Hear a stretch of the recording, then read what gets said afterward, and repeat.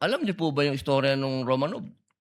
At ang gaganda po ng mga sagutan ninyo. Alam niyo po ba yung historical background ng Romanov? Ang alam ko lang po diyan, Your Honor, yun yung nangyari sa, I think, Tsar, kung hindi ako nagkakamali, sa Russia. Sa Russia, Opo, opo. Sino opo. po ba yung nakakalaban nung Tsar? Again, hindi ko po maalala, hindi ko po nakita yung buong. Yun. Kasi napakahalaga po malaman ng taong bayan kung sino po ang tinatawag natin na Romanov at Yes, sino sir. yung nakakalaban nila. Kasi po, katabi ko ang isa sa Marcos family. Yes, sir. Alam naman po natin lahat, batid natin lahat, na si Apo Lakay, Ferdinand Marcos Sr., ang number 1 na lumaban sa komunista dito sa Pilipinas. Batid naman din po natin na ang nag-execute sa Tsar kay Nikolai at sa kanyang mga anak, sa kanyang pamilya, ay ang komunista. Alam mo po ba niyo yun? Yes, sir. Opo. Ngayon, sino po ba ang pangalawang pangulo na lumaban sa komunista? Sino po, sir? Ay di si Pangulong Rodrigo Roa Duterte.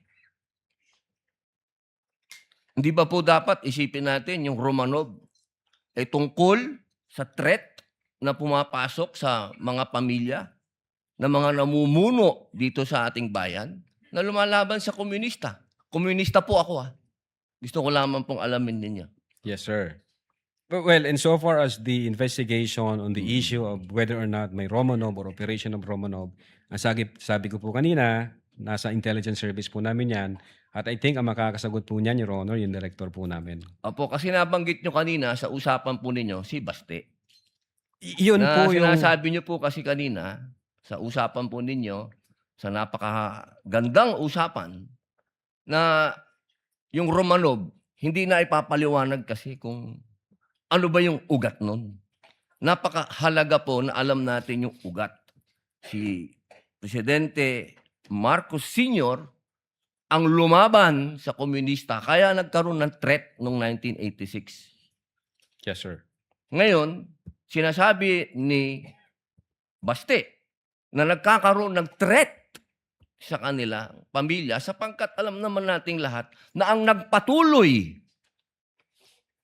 ng paglaban sa komunista pagkatapos ni Pangulong Rodrigo Roa Duterte ay si Inday Sara Duterte, ang ating Vice President. Sumasang-ayon po ba kayo doon?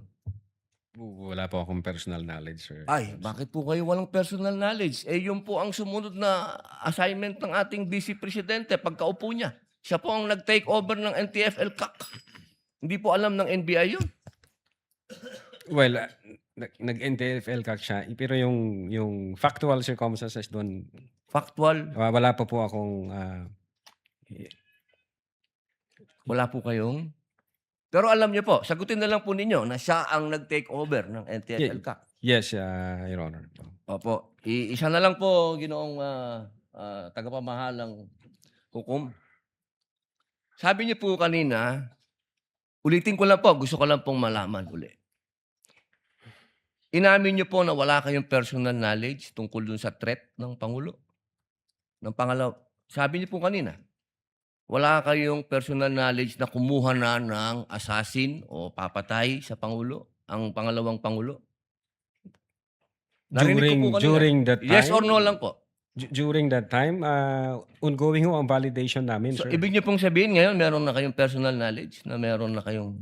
Hindi po, ongoing po ang validation. At sabi ko nga po, ang makakasagot po niyan, yung intelligence service namin at ang director po namin, sir. So hanggang ngayon po, wala pa kayong personal knowledge? In so far as the Cybercrime Division is concerned back then, ongoing ho yung Yes or no po? validation. Ngayon po, sir, mahal naming saksi, ngayon po. Kung ako tatanungin, wala pa po akong idea, pero baka meron ang intelligence service o ang director po namin. Attorney Lato, kindly answer the question directly. It's answerable by yes or no. And I think Yes, sir. you know the answer. Opo. Well, ako personally, wala pa po, sir. Okay. Yun lang po. Maraming salamat po, mahal na saksi. Thank you, sir.